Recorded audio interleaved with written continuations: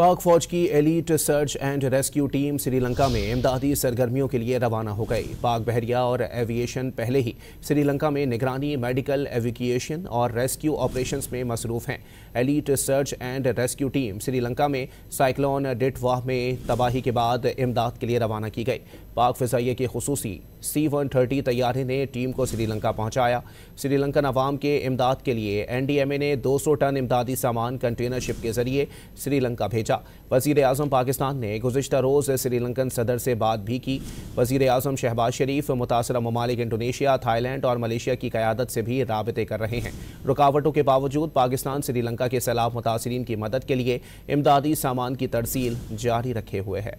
पाक फौज की elite search and rescue team Sri Lanka में इमदादी सरगर्मियों के लिए रवाना हो गई। पाक बहरिया और एविएशन पहले ही श्रीलंका में निगरानी, मेडिकल, एविक्यूएशन और रेस्क्यू ऑपरेशंस में मसरूफ हैं। Elite search and rescue team Sri Lanka में साइक्लोन डिटवाह में तबाही के बाद इमदाद के लिए रवाना की गई। पाक फ़िज़ाइया के खुसूसी C-130 तैयारे ने टीम को श्रीलंका पहुंचाया। श्रीलंकन अवाम के इमदाद के लिए NDMA ने 200 टन इमदादी सामान कंटेनर शिप के जरिए श्रीलंका भेजा। वज़ीर आज़म पाकिस्तान ने गुज़िश्ता रोज़ श्रीलंकन सदर से बात भी की।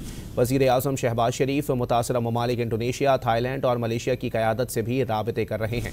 रुकावटों के बावजूद पाकिस्तान श्रीलंका के सैलाब मुतासरीन की मदद के लिए इमदादी सामान की तरसील जारी रखे हुए है।